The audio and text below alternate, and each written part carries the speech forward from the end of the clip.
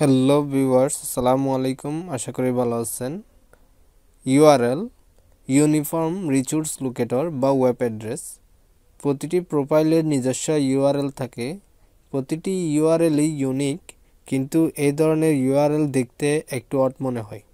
তাই আমরা যেমন ওয়েবসাইট, বিভিন্ন সোশ্যাল মিডিয়া, ফেসবুক পেজ এবং গ্রুপ ইত্যাদির ইউআরএল কাস্টমাইজ করে থাকি। ঠিক তেমনটা লিঙ্কডইন প্রোফাইলেরও একটা নিজস্ব ইউআরএল থাকে।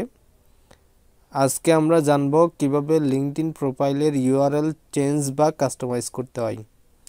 So let's start.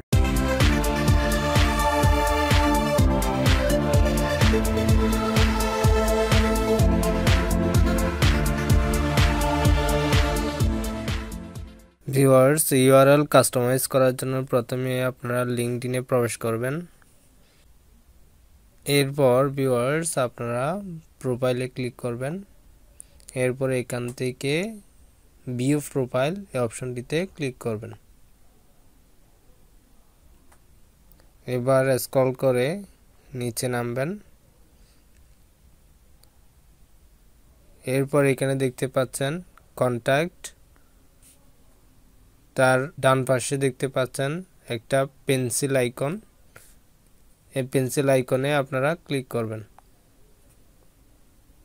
এরপর এখানে দেখতে পাচ্ছেন এডিট কন্ট্যাক্ট ইনফো, এখানে দেখতে পাচ্ছেন প্রোফাইল ইউআরএল, এখানে আপনারা ক্লিক করবেন।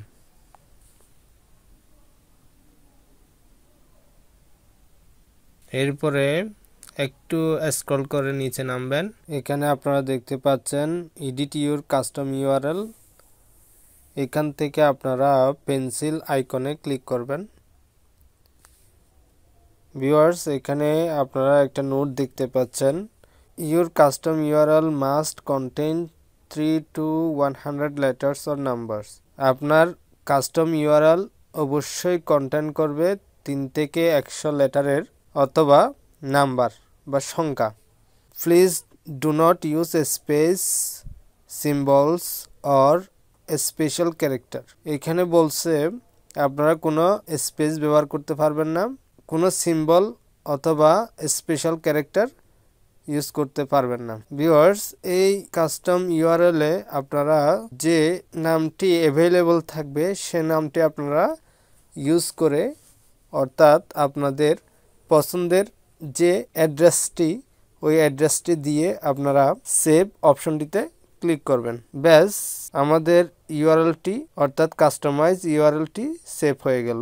ভিউয়ার্স, সাথে থাকার জন্য ধন্যবাদ। আরও নিত্য নতুন ভিডিও নিয়ে আপনাদের সামনে হাজির হব। সেই পর্যন্ত ভালো থাকবেন, সুস্থ থাকবেন। আল্লাহ হাফেজ।